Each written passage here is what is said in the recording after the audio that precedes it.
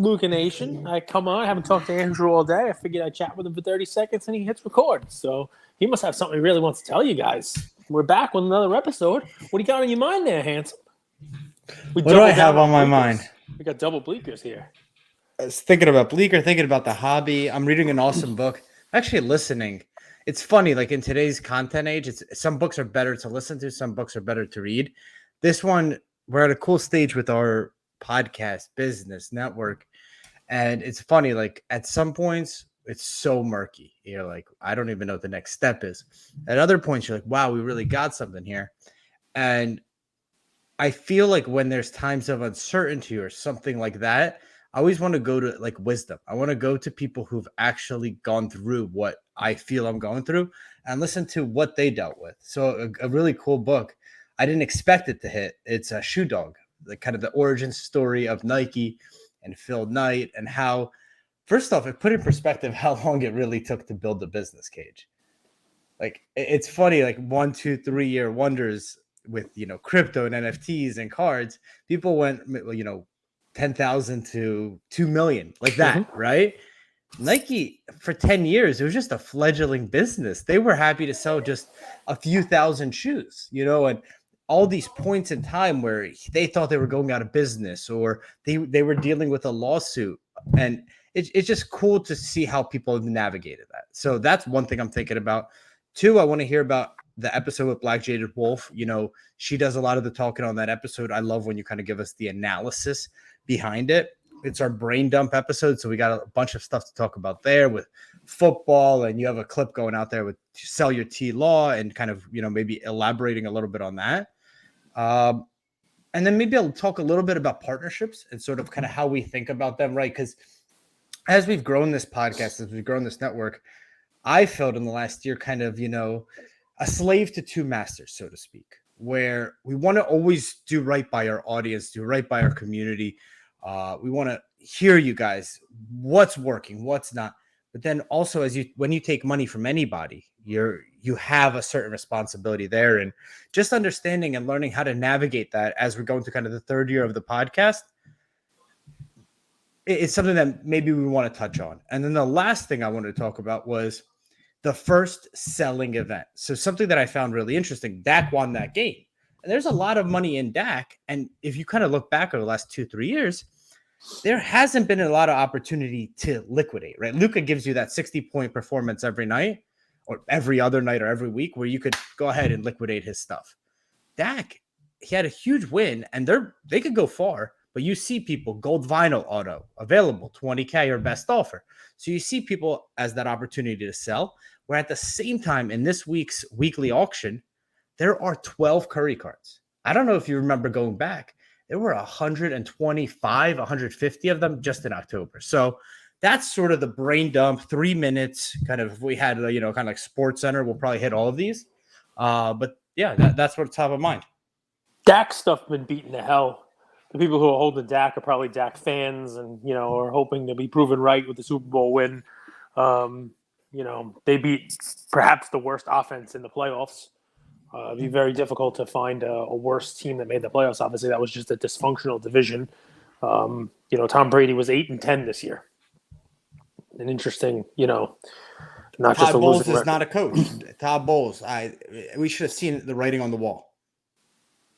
I mean, listen, you always go to the coach. That team had some real issues. They didn't really have a running game established at all. Mike Evans, same team as Super Bowl, same exact roster, basically. No way. No, definitely not. I mean, first of all, you and I have had this conversation about football a million times. A tight end security blanket is one of the best things that a quarterback can have. Look at what you have going on, right? You've got Knox and Schultz and Kelsey and Kittle and, Knox is acquired again? Oh, Knox on Buffalo. Knox, exactly, for Buffalo. I just think Hobby Knox. So you understand, I mean, in the Super Bowl, there will be talented tight ends probably on both sides who will make it and be good. I mean, Joe Burrow could probably use a tight end. So that's one interesting one that I can't think of, who the tight end is You there. heard it here first, guys. Gronk is that Gronk valuable. was huge. Gronk is huge, a huge outlet, because when a defense can take away your wide receivers, Tom Brady didn't really have a dump off option. He didn't really, and he also didn't want plays. to take a dump on. I mean, He doesn't know. My humor isn't as sophisticated as yours. I get it. So no, he doesn't have anyone to take a dump on at all. So yeah, I mean that is a huge difference, and a huge difference between the Super Bowl team that won and not. I mean, in the NFL now, it would be like taking away that 3-point shooter from a roster in the NBA for you. It's not the greatest player in the world, but obviously you need somebody breaking down the defense, driving, and then kicking out to a shooter. It's what LeBron is missing, right? You've talked about it all the time. That's the tight end in the NFL. I'm trying to give it in kind of a comparison that you'll understand. I don't understand, but give it to me in Barca terms. Okay, so in Barca terms, it's you know how Messi plays positionless soccer? He kind of runs all over the field, all over the place, right? Gronk sort of plays positionless football for those guys. Split out and you name it. He's kind of, he can go deep. He can block. That tight end has become that, that positionless play. It's almost like Micah Parsons on defense. By the way, fantastic game. Congrats, Micah. Come back on the show anytime. The dude's tweeting about inflation after, like, I love him. later. In the stores, in groceries. Yeah. He's inflation in grocery stores. This is no joke. Good for him. He obviously, knows what's going on. He's obviously Can I talk about that tweet? Yeah, sure. How does inflation become politicized? Because if you read the comments, it becomes so red and white. Because it's something that the political sides will use as a rallying cry to generate support. So that's where it becomes it's like, hey, why are you voting for this guy? Inflation's bad. Look what hit the economy. Look what happened to the economy when this guy's there. So it becomes a political issue. I wouldn't even get into that. Let's just stick back to sports. I didn't look, but the MVP odds on LeBron have to be better than the 55-1. When I mentioned them a couple of weeks ago, you might want to cash in that ticket if you bought it at 55-1. The dude you guys have to understand Cage. 48 points last night. It's pretty, and no turnovers. That's an impressive thing. 40 points and not on a single turnover. So what you see, so you have the slick back hair, the guy who could talk 9 minutes straight. This guy was the LeBron of his law class. So Cage takes a lot of pride at being right. You take a lot of pride in being right. So when you guys like hear to be those, right, yes, I like it better than being wrong. A lot. I think you like being right more than so. Sell your Jalen Hurts, sell your T-Law. LeBron, his MVP odds. Take a look. He doesn't just say that. You guys, some of you people out there listen. You think it's hot take. You got the New York, Staten Island, big ass head. It's close to the camera. It's not all for show. It's truthfully who the guy is. He likes to be right. I do. And I like for you to be right if you listen to me. Yeah. But you don't listen. The audience listens sometimes, and sometimes they don't. Sometimes they listen too intently. I have recorded 900 and something episodes. I probably can count on fingers and toes how many I've done with a computer. Correct. And with a computer, I'm able to have my cell phone and take a look at it. But I got a comment from somebody in the DMs who doesn't even follow me. He said, Cage, I could count on one hand how many times you've been late to a podcast. And it's less than 5. That's true. And this guy's a high-end lawyer. Like, he's out there, you're fired. Right. You're fired. And he's been late less than 5 times. Very punctual guy. You know what I love about the podcast? You started off, I love this. People complain to me about you, and people complain to you about me. It's weird. It's like kids with parents. It's like, hey, Dad, Mom did this. Mom did this. Can you talk to Mom? You get messages from people saying Cage wasn't looking at the camera.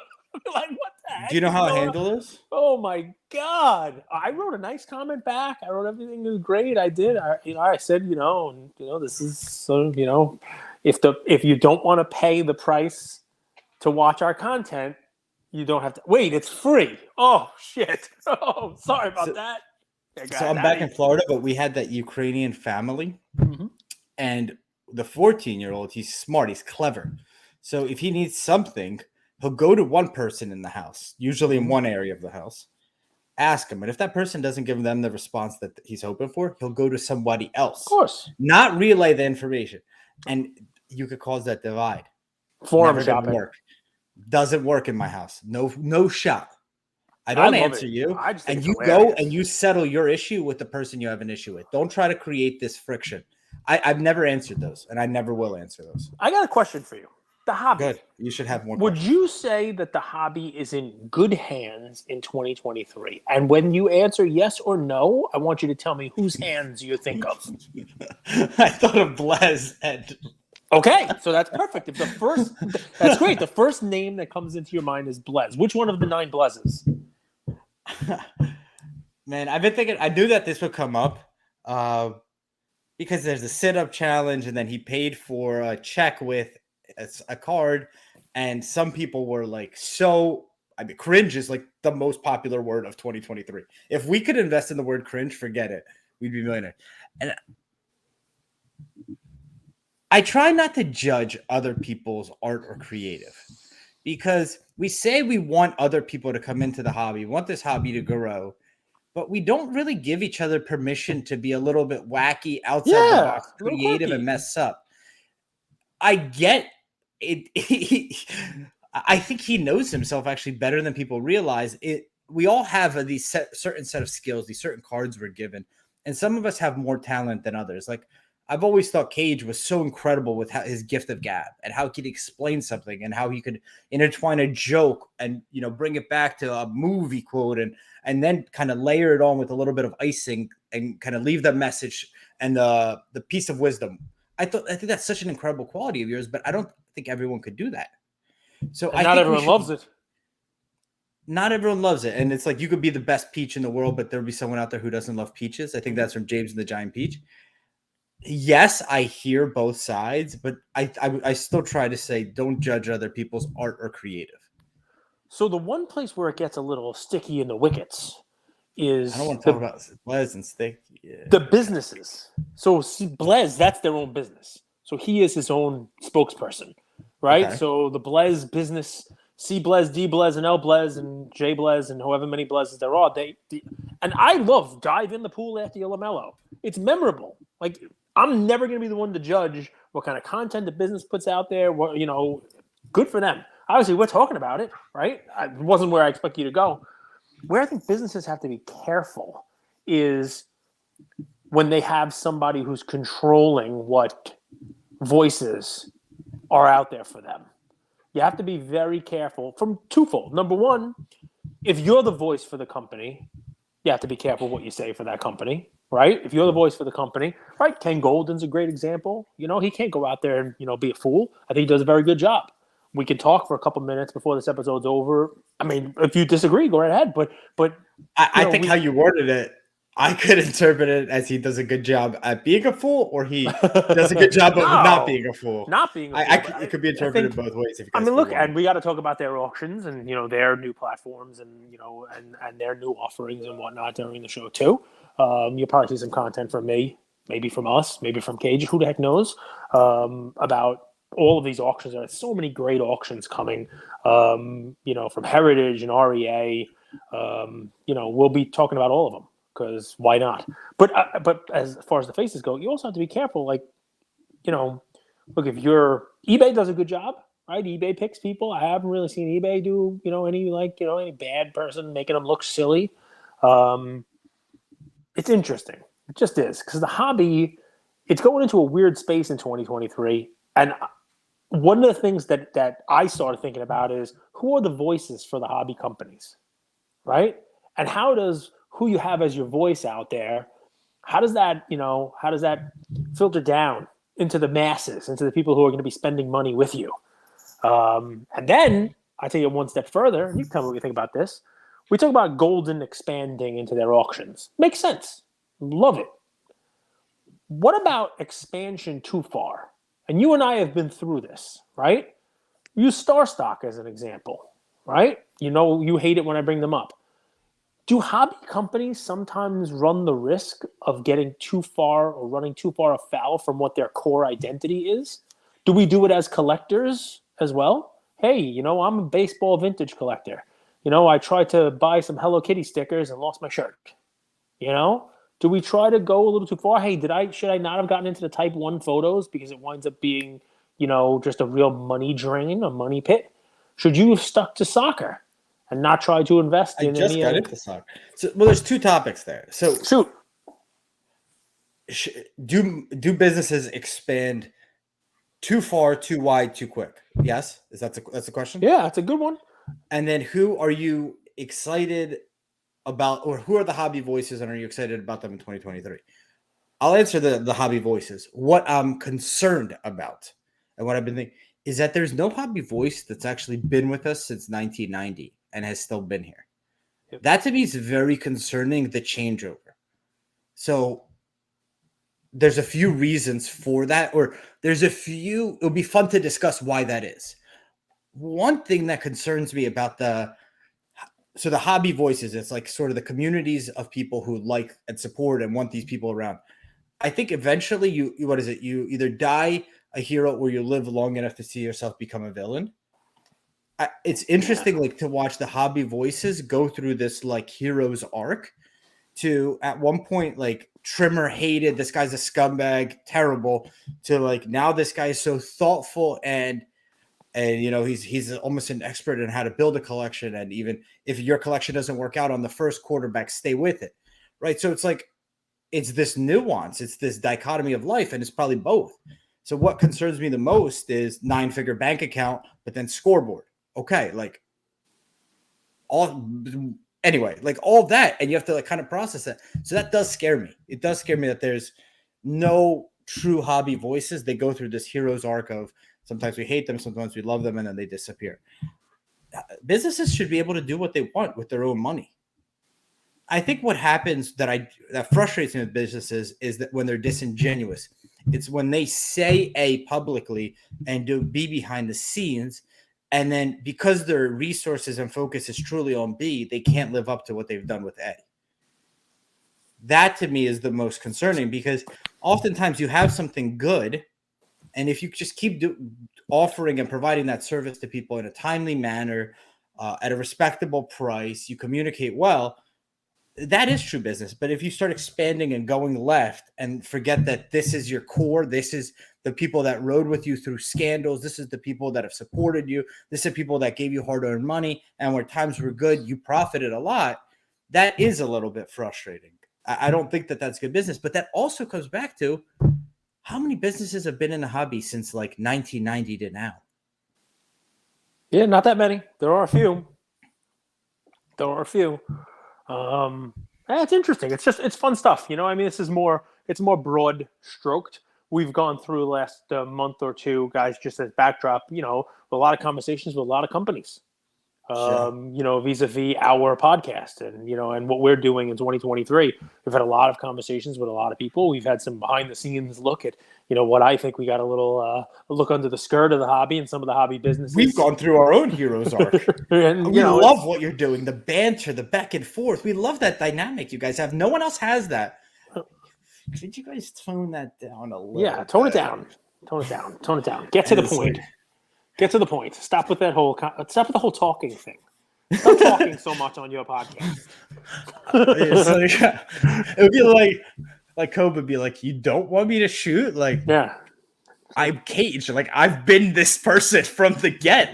What do you want from me? Don't talk so don't much. Shoot anyway, so much, Kobe. I got to tell you, so real good. We'll pivot now. Love talking to Black Jada Wolf. It is, one of my favorite conversations to have, because she's out there at shows, different types of shows, preparing for different types of shows, kind of has a finger on the pulse of the market. Told a great story of how, the market has kind of changed a little bit. And in certain shows, a $15,000 or a $10,000 card, you can move it because somebody's there trying to flip it and move it at the same table at the same day, or at the Westchester show that she was just at, there'll be people who will give you 5 or 10, $1,000 to $2,000 cards in exchange for your $10,000 to $12,000 card. You consider moving that $12,000 card. You've now gotten more liquid pieces that are $500 to $1,000 each. That person who's taking that $10,000 to $12,000 card, if it's a Tatum or a Luka, whatever it is, it's most likely staying with them at that price there, at that show, they're not looking to go and put it on whatnot, or they're not looking to flip it somebody. They're not taking a picture of it, put it on Instagram to try to sell it that day for 20% more. And that was a change that she's seen in the hobby, which, by the way, is a good thing, because if more collectors are getting these things and locking them up and locking them away without the intent to sell anytime soon, that is supply that disappears. And when supply disappears, you and I have talked about this all the time. You can look at all the indices, you can look at pop reports, all everything you want. That's only telling you part of the story. The available supply is very different than the supply. You know what I mean? So if there's one thing that drives this hobby, it's available supply, in my opinion. That drives the secondary market of hobby prices. Mm-hmm.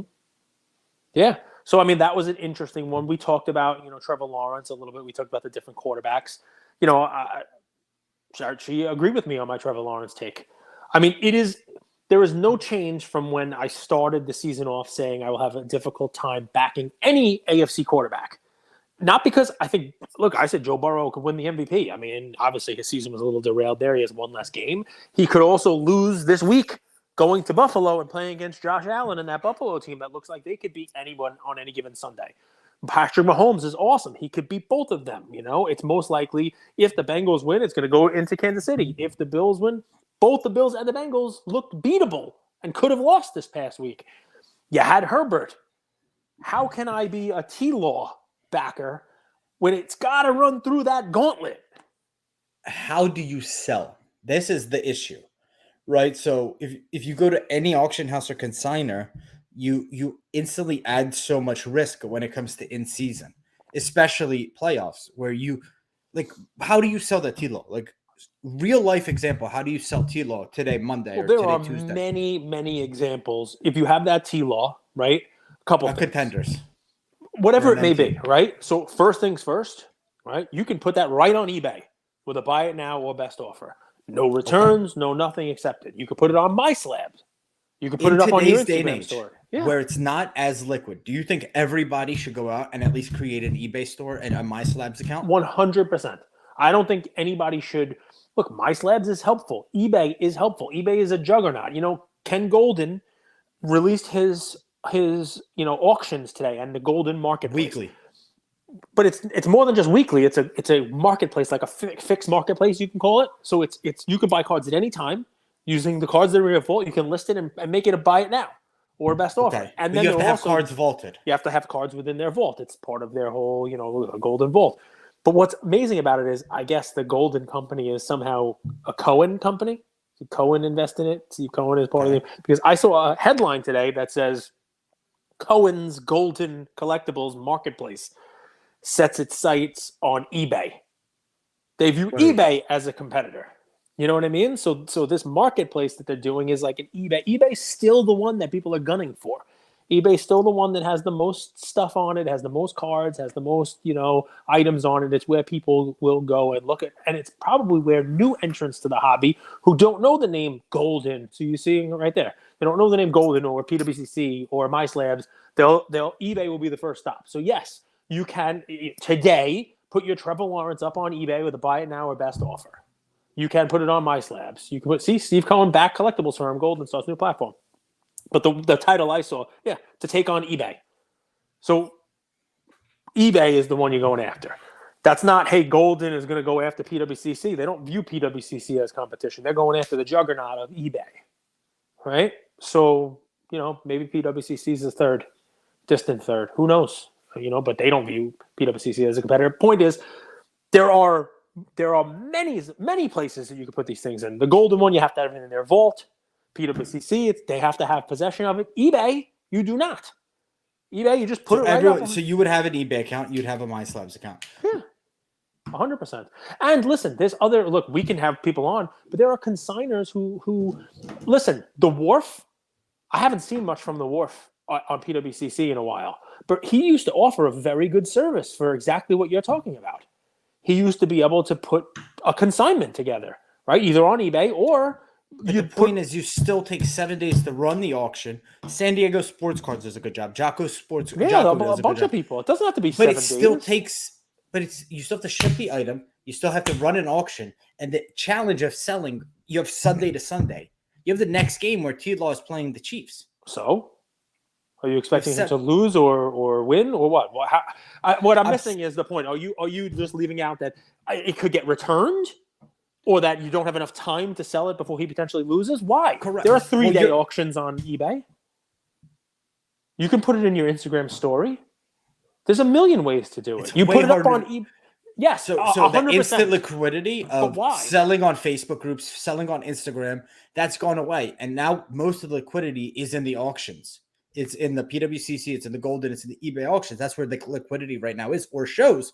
And now it's harder to move a T-Law on a Monday morning after he just came back and had that amazing comeback versus the Chargers than it might have been 2-3 years ago. It's just harder. Because why? Because you can't put it on eBay, or because these when the market's doing well, it's people would gobble up Facebook sales. They would gobble up Instagram. Okay, sales. So what you're saying is it's less. There's less buyers. It's not that there's less ability. There's less instant buyers, like peer to peer without a third party, right? PWCC, Golden, eBay, My Slabs even, but My Slabs is more peer to peer. There's less peer to peer buyers. It seems right now, if I were to guess, much more is at shows and through auctions. Okay. I mean, shows are peer-to-peer, sort of. I mean, you can bring a car to any show and sell it. But not on a Monday. You have to wait till the Saturday show, is the point. Yeah.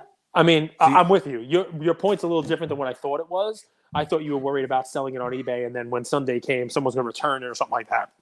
No, it's just harder to sell the way you could sell game to game before. It may be what you're saying. It may be correct. I don't know. But I can tell you, someone who used to open UFC cards the day the product came out, and I'd put them up on eBay, buy it now or best offer. I'd open boxes of Topps Baseball when it was released, and you're first to market. You know, you sell it raw right there on eBay. You were always getting the people who needed to have it right then and there. I'm sure the same thing would happen.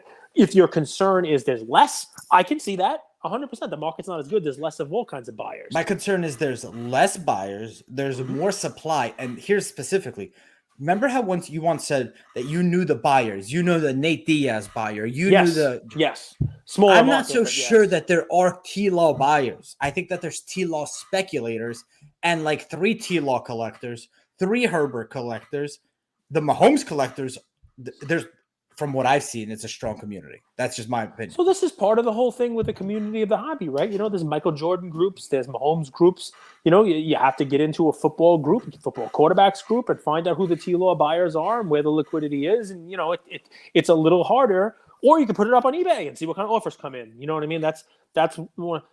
I could tell I think he wants some. I think he wants some fans going to Waffle House, though. That's a good move. That's smart move by T-Law. Giannis went to Chick-fil-A for a 50-piece also. I mean, that's how you win. That's how you win fans.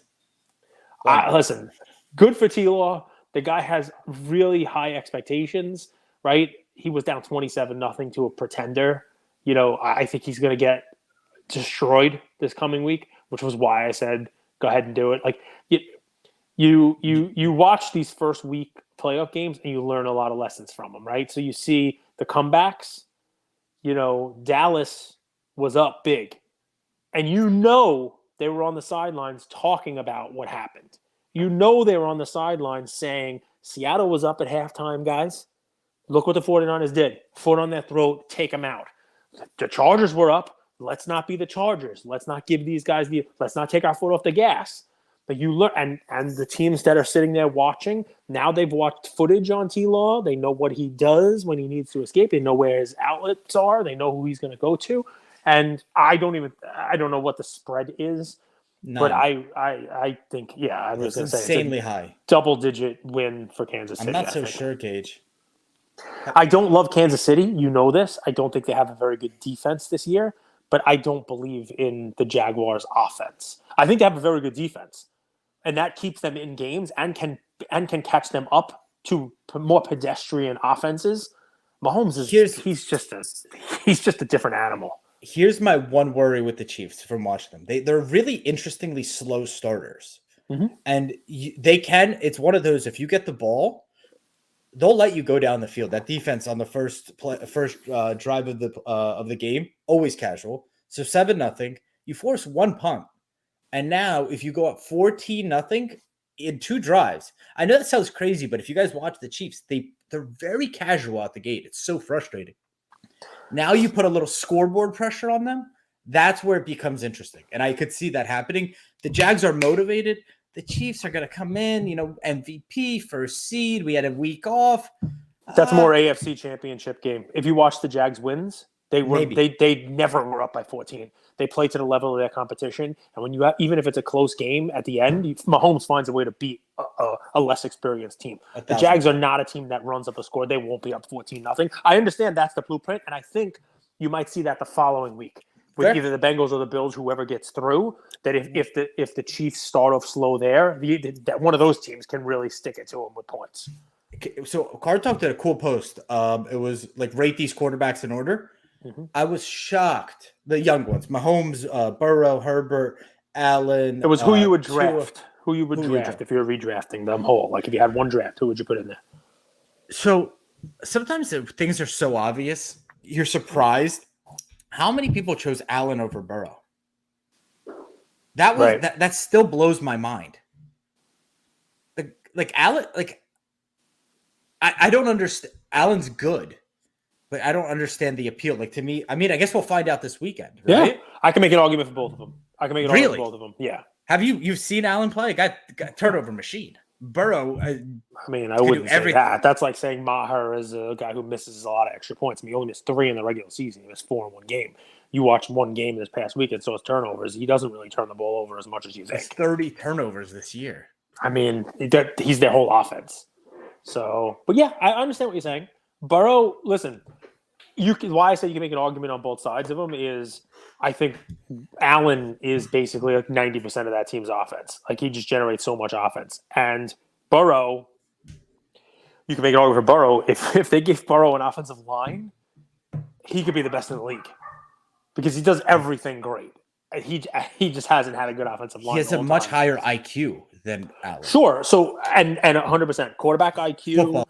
Standard football, standard pocket presence, standard pocket passer. He's better.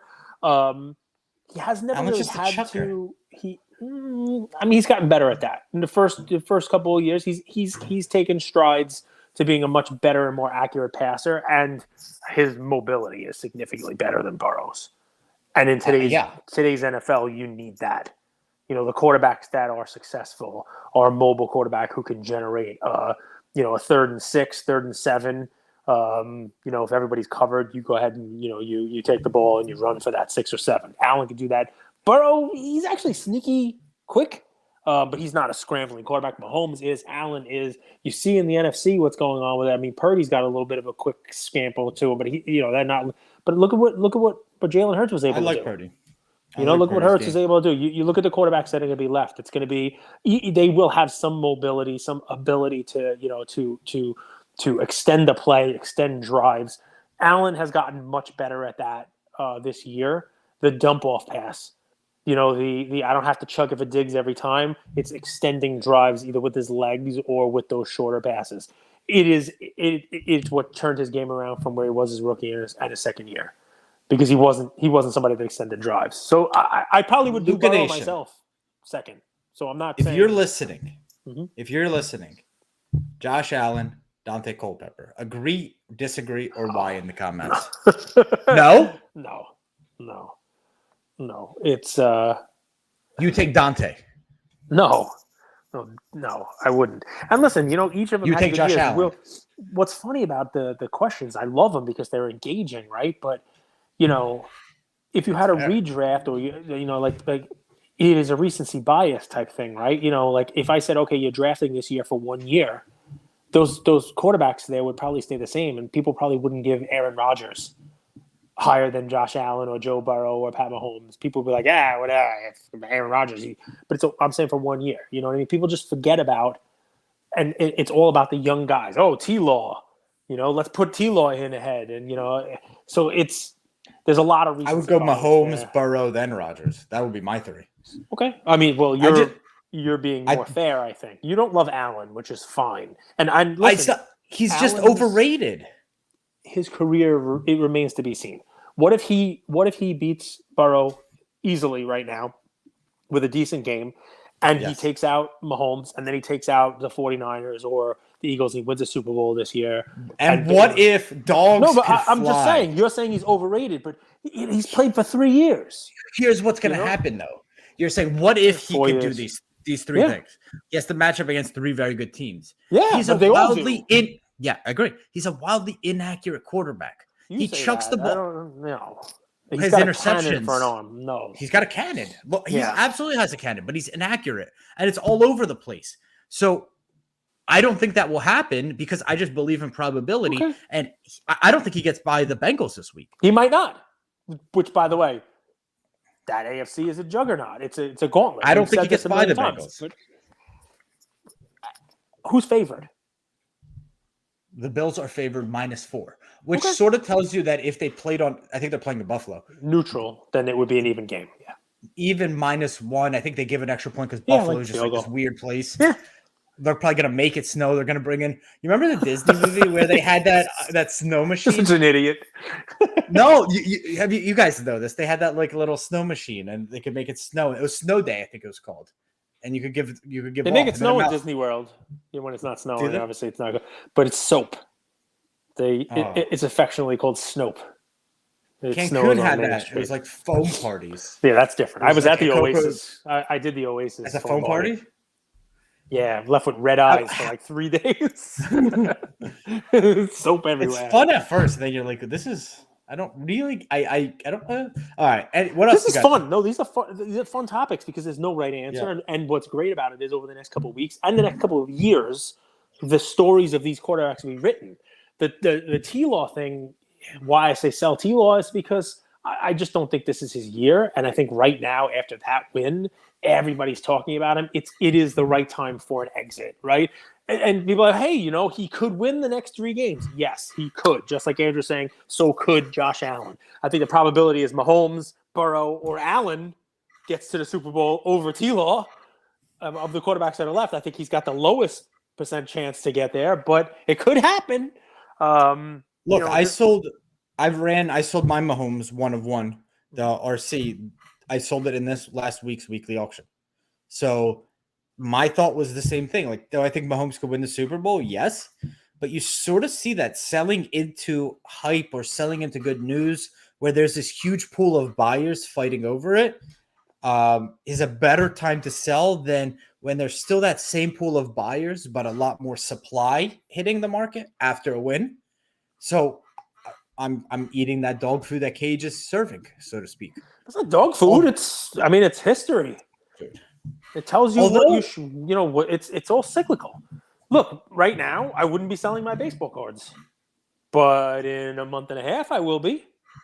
You know what I mean? In the lead up to this, I'll be selling them in March because that's when people pay the most for their baseball cards. Because people are starting to look for baseball because baseball's in the news and people are talking about who's reporting and spring training and the games are getting ready. And I'd sell. I got to tell you guys, Jordan Alvarez is someone that if you could get some nice cards of his, I can't imagine that guy doesn't break some records. If he stays healthy, he's someone that hasn't had the run up like some of the other guys that's every bit as capable of having a 60 home run season. The difficulty with Jordan Alvarez is people don't like a slow, lumbering slugger.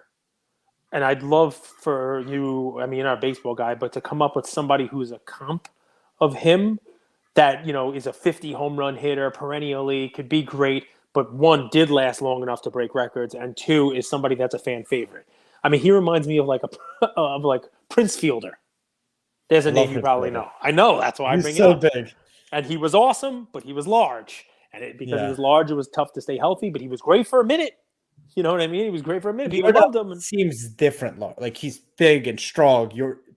Prince Fielder was Texas. Listen, a better comp might be David Ortiz. But even that, do people go crazy collecting David Ortiz cards? I would think Manny Machado. Not really. Not Manny Machado, Manny Ramirez. No. Maybe. Ramirez has some potential taint on him for, cheating and whatnot. So Ramirez is also an amazing pure hitter for average too. Jordan is not going to hit for the average that Manny did. Manny was a real professional hitter. But I like Jordan. Cage match question for you. Shoot. Are you ready to enter the cage match? 100%. I'm always in the cage. As a staunch UFC fan, Yeah. You have this fight of a century, Gagne versus Jones. Okay. But it's on the heels of a little scandal with Dana White. Mm-hmm. Does that impact your fandom of the sport at all? And second, what do you think of Gagne over Ngannou fighting Jones, and what are your thoughts about that fight? The Ngannou thing is an interesting thing because I don't think Dana White liked him. I think that's pretty well known. I don't know, the whole details of it and the whole deal, but the story I heard was he basically he left his contract. He walked out. For a lot. He either asked for a new deal and walked because of it, and they let him go. You could spin it however you want. Like he was afraid, he was ducking competition. I don't think that's what it was. I mean, I just think that the sides couldn't come to an agreement, and the title's vacated. That it's happened before. I mean, Jon Jones has been out for a long time, and he's Jon never Jones a machine. He's never fought heavyweight. No? He's not. No, he's a light heavyweight champion. He may have fought at catchweight maybe, but I mean, the thought was always that he'd fight Cormier, he'd win the light heavyweight belt. Cormier would go up and fight for the heavyweight title, and then Bones would follow him up and take it from him there too. Cormier just retired instead. There are some cool fights waiting for Bones there. I mean, Gagne could give him a decent fight. Obviously, You don't think Gagne has a chance? I mean, Jones has been fighting for a long time. People don't realize this because you haven't seen him fight, right? Jones has been fighting for a long time. He was in the UFC in 2008, I think he came in. 2009, definitely. I mean, because he's got 09 Topps cards that are his first autos and rookies. So he's been around the UFC for a long time. So if he came in 08, you're talking about someone who's been fighting at the highest level for 15 years, plus all the other extracurricular crap he's been doing. So it's not like he's a spring chicken here. I'm not saying he's old. There are older UFC fighters, but he's definitely. I've used this saying all the time. There's only one undefeated fighter, and that's Father Time. And eventually he catches up and beats everybody unless you quit early, Khabib. So Jones. Khabib's smart. Khabib's grooming the next generation of fighters.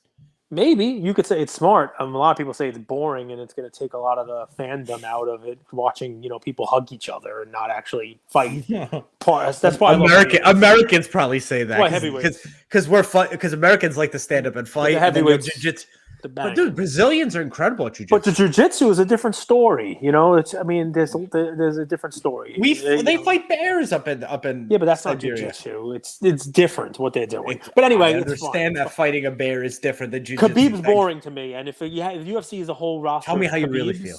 Then I might as well just watch Jokic play basketball. So anyway, they're the number one seed in the West. The point being, I have a question about that. So, and we'll get to that in a second.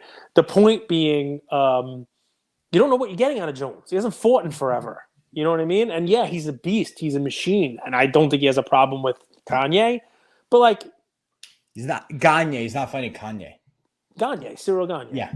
So I don't think he has a problem with him. And I mean, Miocic has been out for a little while too. He could definitely give Bones some problems with the stand-up. He's not a huge heavyweight. He's an undersized heavyweight too. We'll see. I'm excited to see it. The one thing I think the UFC's been missing is headliners, right? When I started watching it, we had Brock Lesnar, and you had George St. Pierre, and you had Iceman, Chuck Liddell fighting, and you had Spider, and you had BJ Penn, and you had these guys who made the UFC name. Then that was replaced by Conor and Ronda Rousey. I mean, these are names, man. You'd go watch a Conor fight. Conor hasn't fought in forever. And now you have, Davidson Figueroa, who's weighs as much as my leg. I'm sure he's a great fighter. What about Masvidal? Doesn't get he was a nothing. Nate Diaz? No, I mean the Diaz brothers. People like watching fight, but they're not. These are headliners, man. These are the people I just named were like Marvel movies. You know what I mean? They're gonna put people in the seats. Are they Marvel movies for you, or just they were Marvel movies back then? They were huge. Because you know how people are nostalgic about when they first started watching? No, nostalgic would be for Randy Couture and the older guys. I mean, Brock Lesnar. The ones that used to fight in shoes. Lesnar's a beast. You know what I mean? You guys know that? They used to fight in sneakers in the cage. Some of them did. So one guy wore one glove. The first UFC who fought against Hoist Gracie fought against Art One Glove Jimerson. He wore one boxing glove. Lunatic.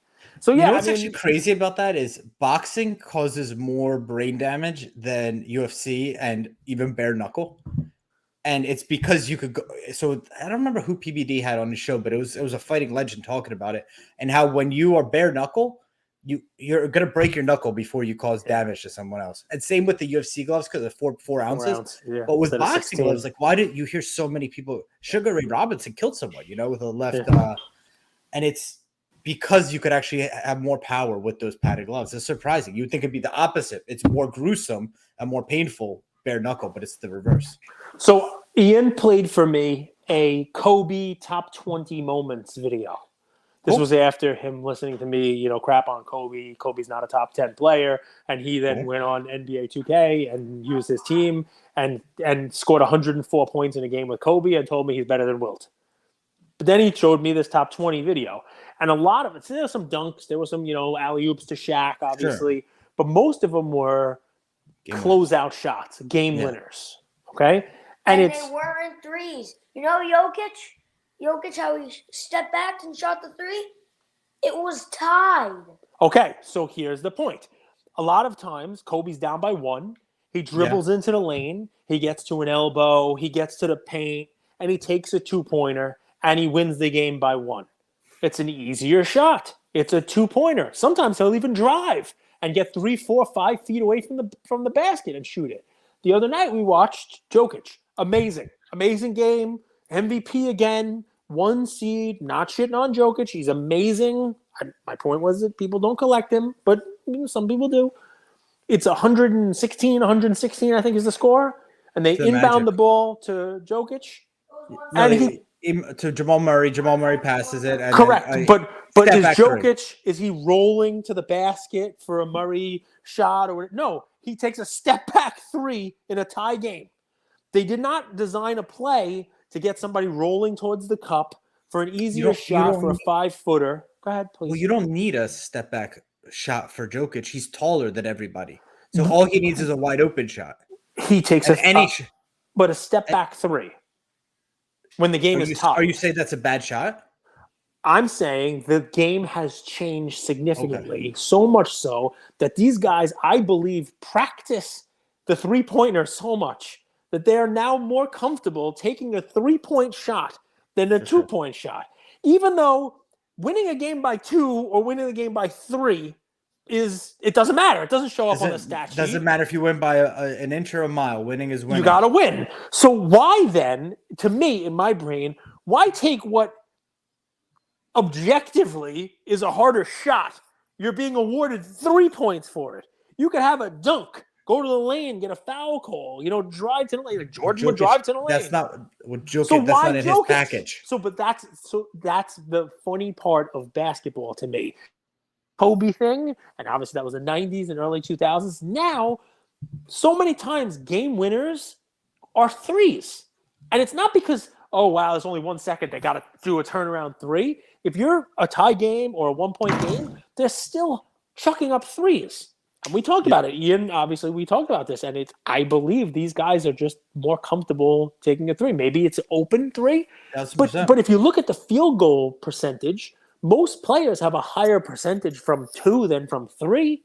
Correct. So it's a weird thing that people are shooting 3s to win games when they don't need a 3. So a few things. I don't love field goal percentage in basketball as a stat because it doesn't take everything into it. Versus where you take those shots from, where that field goal percentage comes from. Are you getting the ball at the end of a shot clock, for example? That's going to lower your shooting percentage. I watched JJ Redick and Fred VanVleet's interview today, and they're talking about how this is the first kind of few years where there's analytics in game, where the team actually has real time where there's weaknesses in the other team's defense and how to exploit them. Second thing they mentioned is as a role player, you're discouraged from taking 2s. You better either be shooting 3s or dunking and getting layups. That's today's ball. Now, yes, Kobe had a lot of game winners, but I think the one stat that I went back and I did research on the conversation that I think should be discussed, because basketball is the one game where most of the attention is on dunks and offense, but it's actually probably the game where you have the most impact on both sides of the ball compared to any other sport.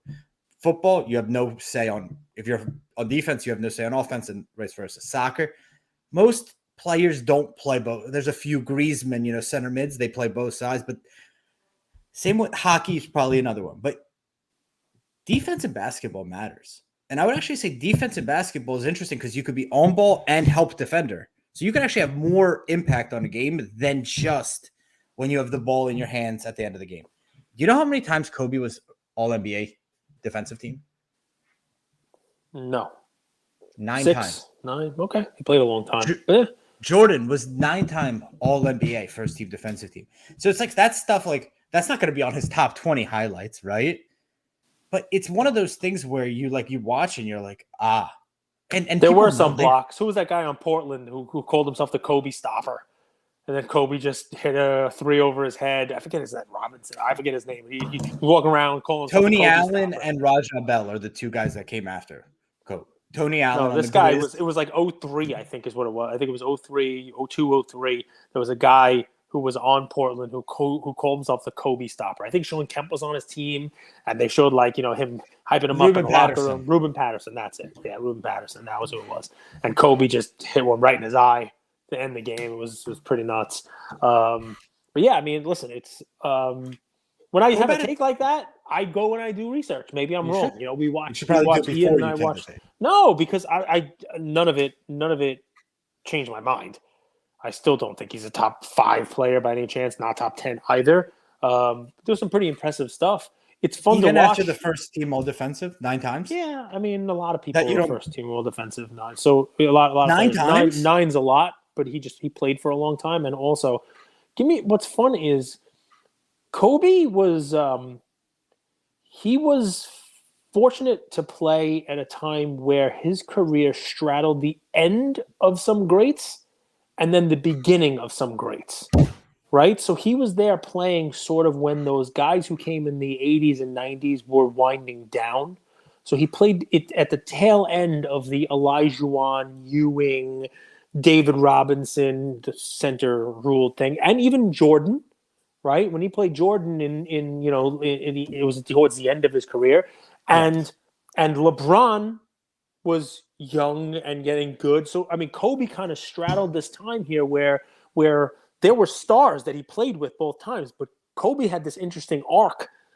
Iverson, same kind of thing. And obviously Iverson wasn't playing much defense. Giannis has that same arc?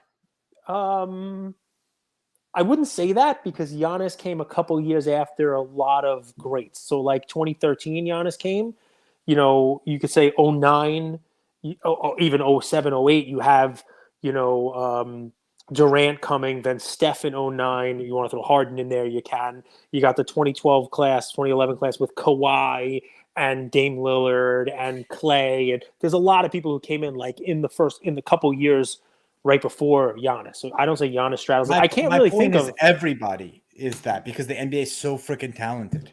No, at that time. So I would implore you to go and look at the draft classes for 97, 98. I mean, you got Tim Duncan who came in, right? There's a great player. Dirk. Go look at the 90s. Yeah, so there'll be a couple of them. Remember, you're talking about NBA defensive teams, right? So go look at the 98, 99, 2000, 2001, 2002 drafts. We could probably come up with the all-stars. I mean, Yao was at the end of that in 02, right? But you got it, Dirk, maybe Nash. Not really a defensive Antoine player. Jameson's a player. Vince Carter's a player. Not somebody. None of them who are going to be defensive players. Pierce is decent on defense, also in the East. But yeah, I mean, the point is, look at the people who came in the league. You had some great players who were tailing off, and you didn't get really great players. You didn't get LeBron didn't come in for 7 years. Dwayne Wade didn't come in. Kobe was the lead. Shaq was still playing. Shaq was tailing off. Just like you said, in the beginning, Shaq was there and great and was the MVP of 3 straight finals. And then Shaq tailed off. You play who's in front of you, dude. That's right. Here's who you play. 81 points, 5 championships, first team all defensive team 9 times. And then you just go when you watch game tape and you're like, I like this guy's game. I mean, Larry Bird won 3 MVPs in a row, and he's slow and unathletic. And then there's the conversation. there's the conversation of when you do all-time greats, do you take into consideration their innate natural born talent? Vince Carter, should he be all the way at the bottom because what he did with his talent is so little? I know what you're saying. LeBron, you could say as great as LeBron is, he was granted the most athletic gifts of anybody to ever dribble a basketball. I understand. I know what you're saying. You watch Last Dance. My sister's like, why is Michael Jordan's hands like a freaking dinosaur? His hands are insane. I mean, that's kind of an advantage if your hands are twice as big as the ball, right? You could just do it. So the debate is fun. It's not meant to like piss people off. It doesn't actually matter that much. No. Listen, that's what makes sports fun. It's what makes card fun. It makes all this stuff fun. It makes all these posts fun. There are people who are going to defend their guys. There are people who are going to defend, and say that, there's no reason why that should be your guy. Listen, it's funny because it bleeds into everything, right? Talk about the hobby itself, right? There are Kobe people, there are Jordan people, there are LeBron people. There are Golden people, there are PWCC people, and there are eBay people. It's weird how battle lines get drawn. It's the worst thing ever. I've never seen it like this before in my life. Like the battle lines are dumb. I don't get the battle lines because most of us, I think, if you met, are moderate. But I still can't believe LeBron let Westbrook take that final shot. It was a foul on Embiid, but then why is Ham's like, I trust Russ with the ball at the end of the game. Nobody should trust Russ with the ball at the end of the game. He's proven time and time again he is erratic. He has unpredictable. He's had a great. You know what? I got to give you credit for it. When Russ came over, everybody's like, Russ is great. He's great. He's great. And you were the first person that said, I think I might have even laughed at you. And you were like, Russ Westbrook is MVP. He's got to be the sixth man. He's got to play sixth man. And I believe that he's played 37 games this year as the sixth man off the bench. And he has already set the record for triple doubles for a bench player. It was held by Detlef Schrempf, who was a great player. He played, when I was a kid. He previously held the record for triple doubles for a bench player. Russell Westbrook, in the 37 games that he has played in this single season, has now set the record for the most triple doubles from a bench player. So you were right. They were going to get more out of him if they put him on the bench. And then he came in and played a little bit against the other team's second team. He has played very well. But, yeah, the last second shot, he should not be the one shooting it. I looked up the word. So there's renegade. I thought it meant something different than actually what Good song, by the way. A little underrated Eminem song.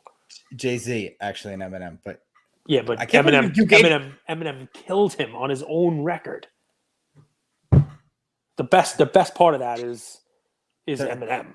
Eminem's got the best bars on that, 100%. I don't think that's fair to say because they did that with.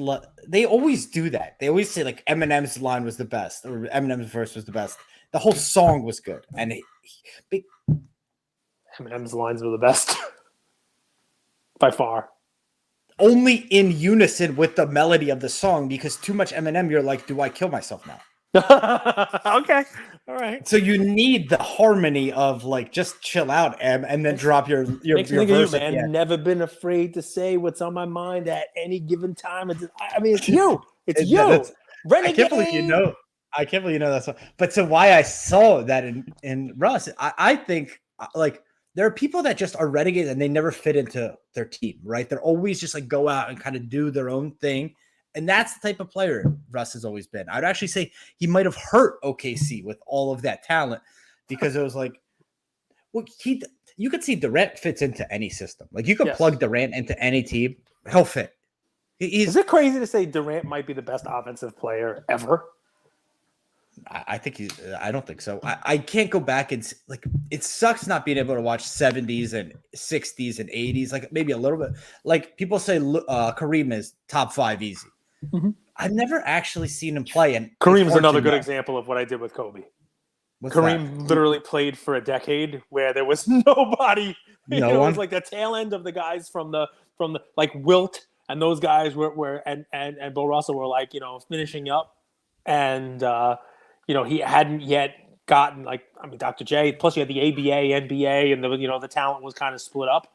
Yeah, he played 69, 70, 71. I mean, Wilt still was winning. He was with LA in the early 70s, but it was not the Wilt from earlier in his career. Wilt and Kareem were on the same team? No. Kareem was on the Bucks. It was Lou Alcindor who was on the Bucks in the beginning of his career, and Wilt was on the Lakers there in the early 70s. before he joined the Conquistadors. Remember that card? Remember Oh, the that's right. Brooklyn That's right. Conquistadors card, which he didn't really actually join, but it's a fun card. Listen, guys, there's so much fun stuff going on in the hobby. Take a listen to the Black Jada Wolf episode that we did. Talks about shows, talks about our show in Hawaii as opposed to the Real Paradise show, which is in Westchester, New York. Forget about Hawaii. Westchester, New York's the real paradise. And shows coming up, Culture Collision, what to expect there, how she's preparing for that show and how that's different than the other shows. But more importantly, you get kind of like a flavor for the in-person deals as opposed to, the IG and hobby, you name it. Not to mention, say whatever you like, battle lines being drawn. We're going to try to stay above all the battle lines. There's some cool stuff going on with the hobby. Mint Collective is being built out, and that's coming right around the corner. Culture Collision, there's a show in the Foxwoods, I think, the same weekend as Culture Collision. You have Burbank coming. You have the Super Bowl. You have the All-Star Game. You got LeBron chasing Kareem's record. And you got all this, cool stuff going on in the hobby. Businesses, doing new things. Golden doing the auction stuff there. Alliance is being formed. I mean, you could say that. It would be better if it wasn't. And, maybe that's kind of, where we'll come at it. I mean, REA, Robert Edwards got some great auctions. Heritage got some great auctions. And maybe I'll start doing content about all of them. Show you guys, some of the stuff that's out there. Maybe just sort of like an auction analysis of all the cool content that's out there and shine a light on, the fact that the hobby there's a lot of stuff going on. There's a lot of cool cards out there. One more cage match. Shoot. You are at a show. Yes. You buy 3 slabs. Mm-hmm. 10, 15,000 each. 10 to 15,000 total. 5K each. Okay. You later find out that they were actually stolen. Okay. What's your course of action? So I know they were stolen, right? So the first thing I do is hopefully I know the dealer that I got them from. Like I remember the dealer, and the first thing I do is try to get in touch with that dealer and have a conversation with the dealer and say, listen, did you know these were stolen? How did you obtain them? Obviously, if there's a police report or anything like that, you cooperate with authorities. You would like to think that there is a way to kind of backtrack those cards, right? Hopefully that dealer hasn't had them for 4 years and doesn't even remember where he picked them up and that kind of stuff. But you'd like to hope, with fingers crossed, that I could go back to this dealer, that dealer could go back, sort of like a chain of custody kind of thing, where, all right, no one's out a tremendous amount of money and it kind of backs up to wherever they are, wherever it originates. Unfortunately, it's one of those things that happens in the hobby. And if it's stolen 4 or 5 years ago, it's possible that the card has changed hands so many times that you're not going to be able to trace it back. I would hope that the dealer I bought it from would either not know that they were stolen. I mean, if they knew they were stolen, it would kind of suck. But, not know and then work with you on it. I, of course, if it was known whose cards they were when they were stolen, you got to reach out to that person, either in connection with the dealer you got it from, and try to figure out if there's a way for the 3 of us to kind of make the situation right, especially if that's where the buck is going to stop, right? If I call the dealer, it's like, I've had them in my collection for 3 years. I don't even remember who I bought them from. Like, there's nowhere to go back. The hope is that when the person had them stolen, maybe, you said there's 15,000 of total value. Maybe when the person had them stolen, they were 5,000 of total value. And, maybe me and the dealer each eat half of that. There's 2,500 each. It sucks to take a haircut or something like that, but it's kind of what you got to do, I think, for the good of the hobby. And I tell the person, here, we're each going to give you $2,500. The dealer obviously takes a little bit of a hit because they.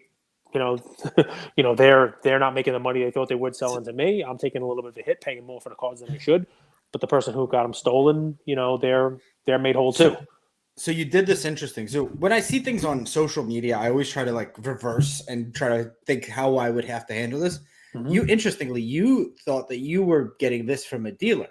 Mm-hmm. But think about the deal flow dealers get, right? Right. So imagine that someone comes up to your table and you're the dealer. That becomes infinitely harder. So there's obviously no right answer. There's so many variables. When were they stolen? How far can you track chain of custody back? The point was just that mental exercise to just sometimes this hobby is so hard and confusing. Yeah. I mean, it definitely is. How long ago was it stolen? Listen, stuff like that happens, and it's a shame, right? Because if you want to make fun of digital, it's one of those things that probably shouldn't happen, but it happens in digital too. People hack wallets, right? People have wallets and the whole deal, and I mean, it's just. What I don't know the right answer. Digital though is like they report it to like the eBay, and the eBay like the OpenSea, it's what it's called, like they flag it as stolen. It's just tough. Like, yeah, you should do the right thing and help get the cards back to the rightful owner, but then as the dealer, you're the purchase that you're like, well, I'm kind of screwed and I'm out all this money. Who's gonna make me whole, right? Yep. Basically, you're just like passing on the theft onto me. Here's your cards back. Now someone stole it from me. So it's really tough. It's really delicate. So just I don't know what I'm even trying to get at, but I saw that I want to go through that mental exercise before we wrap. There's no right answer, I guess, is where we're going, right? And I mean that's kind of the key. But the right answer, I think, was the attempt or the intention of trying to track chain of custody and figure it out. Sometimes easier said than done. Luca Nation, we love you. This is a long one. We hope you enjoyed it. If you're on the treadmill, we're sorry. A little extra exercise for you today. My exercises. But we'll we'll talk to you tomorrow.